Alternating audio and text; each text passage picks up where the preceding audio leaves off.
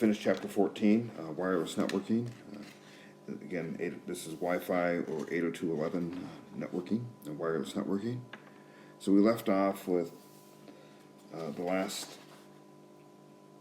video discussing authentication, and in that video I mentioned some forms of authentication using one of the methods of authentication uses the extensible authentication protocol. There are various forms of this extensible authentication protocol, or known as EAP. EAP, pre-shared key. This is an authentication mechanism using a pre-shared key where the key is actually stored on both the clients and the access points. EAP-TLS, or EAP with transport layer security. EAP-TLS is our most secure form of EAP. This uses a radius server and mutual authentication, requiring certificates on all devices. So you'll have a certificate on your laptop or mobile device, phone, tablet, along with certifications on the access point, and systems have to authenticate themselves. So their workstation or the mobile device authenticates the network, and the network authenticates the mobile device. EAP-TTLS, this is an EAP with a tunneled TLS. It's very similar to EAP-TLS, but we only have a server-side certificate. There is no client-side certificate. EAP-MS-CHAP version 2, or V2. This is also called PEEP, or EAP protected EAP-PEEP. This is our most common implementation of EAP. This actually is built into Windows. And then EAP-FAST, or Flexible Authentication EAP, is developed by Cisco, and all current operating systems currently support EAP-FAST. Within our wireless network, we have different methods of encryption to provide security while our data is in transmit in the wireless network. The first way of doing this is using the protocol called the Wireless Equivalency Privacy, or WEP. This uses a 16 or 128-bit encryption. This is a very weak protocol. It was actually broken fairly early on in its life. Don't use this. Just ignore this one at all, and don't configure or use this protocol. The second is the Wi-Fi protected access. This uses a temporal key integrity protocol, or TKIP, along with an RC4 cipher. The TKIP portion of this was actually broken a few years back. Again, don't use this protocol unless you actually have to. Replacing WPA is the WPA2, the Wi-Fi Protected Access number 2.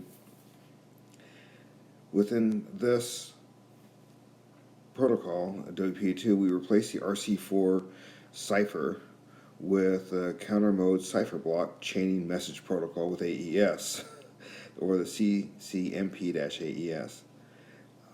This is a very, very secure protocol. It's part of the 802.11i standard. In simplest form, we use a pre-shared key that sits on the device, the mobile device, along with our wireless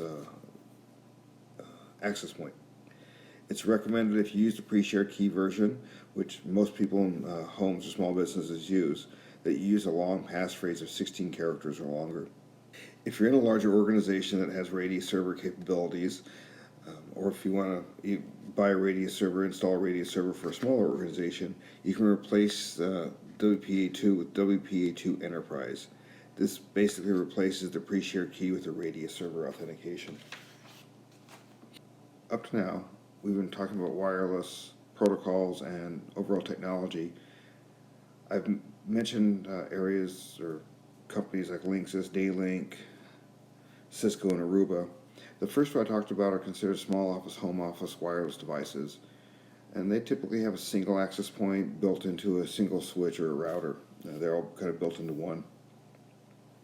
Cisco, Aruba, and other companies, they manufacture enterprise wireless access points. And one big difference between enterprise wireless access points is the access points usually separate from the router switches routers and switches that we plug into. So the access point it's just that, just an access point. There is no router, there's no switch built into it. There are 5 areas where enterprise wireless differs from SOHO access points we've talked about so far. Robust construction of the access point, centralized management, VLAN pooling, power over Ethernet, and the ability to support BYOD. In robust construction, the access points are simply made better. They're made with better materials, they're designed to last longer, they may be rated for harsh conditions, they can handle a lot wider ranges of temperature, dust, even moisture. Enterprise wireless access points, many are made to handle various antennas. So you can buy an access point, replace antennas to give you the best coverage in a given area. So within enterprise wireless, we have the ability to centrally manage all of our wireless access points. So within that, this gives us the ability to control all of our access points using a single management console or central management console. So we don't have to configure each access point individually. This gives us the ability, or gives the enterprise the ability to scale up to many number of access points. You may have several thousand access points on an enterprise wireless network, and it's all managed by a central console, or maybe several consoles. But again, you can have 1,000 access points on one console. The enterprise access points in this configuration use a thin configuration or thin client configuration and management.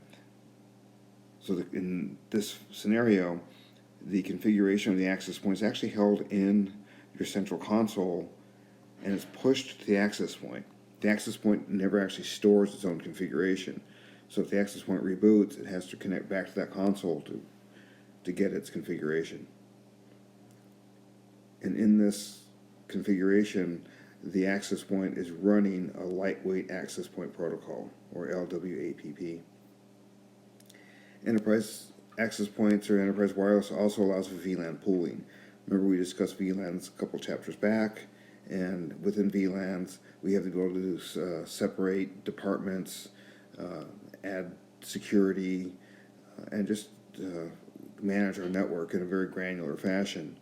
So one of the advantages we have here with the enterprise is we can offer a public access VLAN. So general people can walk in, say you're at Starbucks, you walk in, you connect. You don't actually connect to the enterprise wireless, you're connecting to a public access VLAN, which gives you limited access to, say, the internet. The access points also have the ability, or may have the ability, to receive power directly from a switch, and that's called power over Ethernet. So it receives power from a switch and the unshielded twisted pair cable. You don't actually need a power outlet, a power cable, and an electrical outlet to get power. This makes installation of the access point relatively easy in terms of the extra work has to be done. You simply run a Cat 5 or Cat 6 cable, Cat 5e or Cat 6/6A cable from the switch to the spot where the access point goes. You don't need to provide power. The early specification for power over Ethernet was called 802.3AF, and this specification, the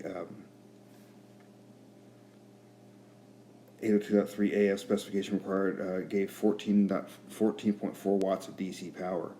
In 2009, a new specification was released for power over Ethernet, and that's 802.3AT or PoE+. The power specification was revised up to 25.5 watts of DC power. So you will find both 802.3AF and 802.3AT in use today. Most new switches come out with the 802.3AT, but if you put a lot of devices out there using the newer specification, you make sure the switch you purchase has enough power to handle it.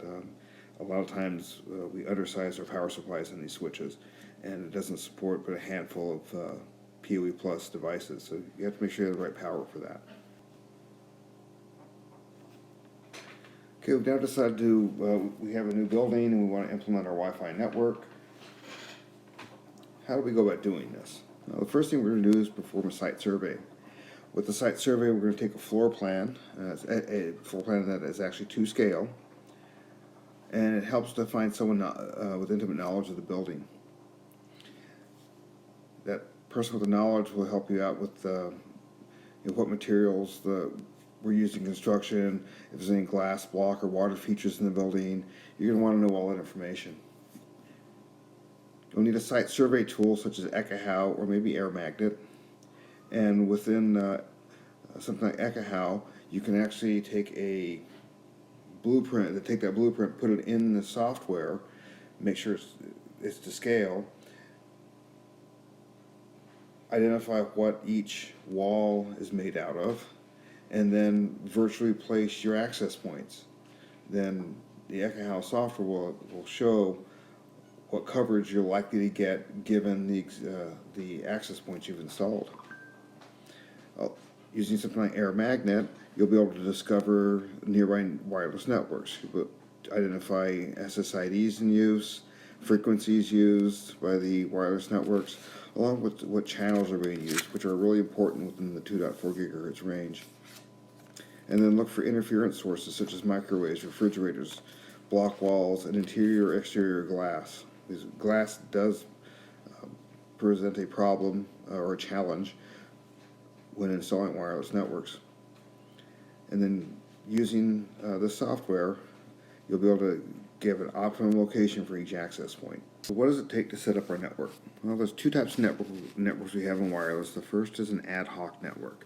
Keep in mind this gives us a small personal network. We're not going to really use it for anything other than maybe connecting with an individual friend or someone just to share something. Share a file, a printer, maybe share the internet. So we're going to need to establish an SSID for the ad hoc network, give it an IP address, have to select our channel to use if we're using 2.4 gigahertz.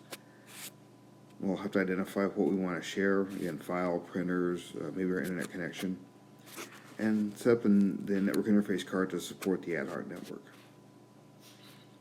With the infrastructure network, we have a few different things we have to consider, along with IP addresses, channels, SSIDs, etc.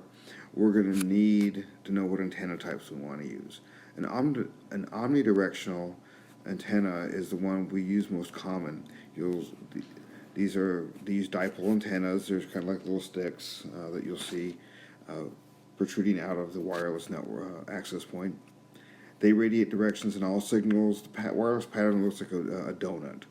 Just, you'll see this big, huge, round donut type shape wireless pattern. Unidirectional antennas. These are usually used for point-to-point connections. You'll see things. You'll want to connect a building, one building to another building, and in these cases, we'll use a Yagi or a parabolic dish antenna. Patch antennas, these are flat-shaped antennas, a lot like a dinner plate. The pattern here is a half sphere, where the omnidirectional was a full like donut. This is just like kind of a half a sphere, and we place these flat against the wall. When the part that's placed against the wall, there's almost no wireless signal behind that, and everything's kind of in a half spherical shape in front of the antenna. We can use our wireless site survey from Ekahau to actually place each of our antennas for optimal signal coverage. What is extending the network? We talk about extending the network. We're really talking about just adding a wireless access point. The installation is actually relatively simple. We install a cable that runs from the switch to where the new access point is going to be installed. If the switch doesn't support PoE or the access point doesn't support PoE, we'll have to run a power cable also. Plug everything in. We have to configure the access point. We have to make sure that the access point uses the same extended SSID as other access points in the network. If we're running the 2.4 gigahertz channel, we must configure the channel and making sure we're not conflicting with something nearby. Then we have to configure encryption and authentication methods. Now, wireless bridge is another way of adding a wireless device to our network. But a bridge is actually a device that's going to be used to connect two wired buildings or two buildings together, or maybe more than two. There are two types of wireless bridges, point to point and point to multi-point. A point to point bridge connects only two buildings. A point to multi-point bridges are used to connect more than two locations together. Troubleshooting Wi-Fi networks. Okay, yeah, things go bad in Wi-Fi. There's numerous things that go bad. Things just happen. So, what happens if we have no connection? Let's look for overlapping channels within the 2.4 gigahertz network. It can run in 2.4. There's only 3 non-overlapping channels, and if we have conflicting channels in there, they're overlapping. We'll say someone picks channels 1 and 3, they're going to conflict, and that may cause devices not to connect. Let's check that the current client is the proper SSID. Happens a lot. Someone just mistypes a network name, and they can't connect. Let's verify the client's running the proper passphrase or other authentication method. So if we're using a pre-shared key, is the pre-shared key correct? If we're using some other authentication method, ensure we have whatever's needed for authentication, whether it be certificates or username, password, whatever we're using. We've got to make sure that exists. Let's make sure the client's running the correct radio frequency. That happens more often than we like to think. We're running a 5 gigahertz network, and someone walks in with an older 2.4 gigahertz client, or vice versa. So make sure the client's actually configured with the right radio frequency. And remember, only 802.11 supports both 2.4 and 5 gigahertz. Everything else supports one or the other. Verify DHCP is configured. The workstation or the client might be connecting but can't get an IP address. And DHCP might be misconfigured or out of IP addresses or just not or down. Let's look for interference by other wireless devices. Let's verify power levels on our access point and our client. One other thing we have here is verify your access point's actually up. Maybe the access point itself is down. It's having a problem. How about slow connections? Slow connection, let's verify the access point's not overloaded. An access point, even better ones today, can really only handle about 15 to 18 devices if there's a decent amount of traffic flowing through them. Much more than that, you're going to need to add access points. Let's make sure the client's configured properly. Hey, if the client's configured to 802.11b and you're running an 802.11n network, yeah, it's going to be slow. Also, let's verify the distance. Remember that distance we have on the chart, that this stuff's good to 300 feet. Well, the further away you are, the slower that connection can be. What are some physical issues we have with wireless? Absorption. Brick, sheetrock, wood, they all absorb radio signals, and that reduces or eliminates wireless signals. Reflection. Metal objects such as pipes, radiators, metal doors, elevators, they can reflect or bounce radio signals away from the intended client. Refraction. Materials such as glass, they can bend wireless signals. Can cause dead spots and it can also prevent the signal from reaching the intended client. Attenuation. Attenuation is the loss of radio signal as it passes through objects or as the signal travels a specific distance. This will cause the signal to die before its maximum advertised range. The range might be 300 feet, but if you're passing through sheetrock, brick, drywall, it's going to be less than 300 feet. Interference can cause problems with wireless networks. Radio frequency interference, or RFI, can cause slow networks, or it may even cause a complete interruption of wireless network signals. Devices such as microwaves, portable phones, walkie-talkies, and Bluetooth devices interfere with Wi-Fi networks. If you think you have a situation where you're having interference, a spectrum analyzer can help determine if radio interference is a problem. Rogue access points. A rogue access point is simply not an authorized access point. Someone's gone out, bought an access point, plugged it into your corporate network. These access points can complete and cause problems within your own network. And even if they don't outright interfere with your network, they can create backdoors, and it can be a security breach. An evil twin is a rogue access point that's configured to intentionally mimic an existing SSID. And the hope is that by mimicking the SSID, devices will connect to it rather than the real network. So those are all problems that we have with wireless that you should be aware of, and how to fix some of those.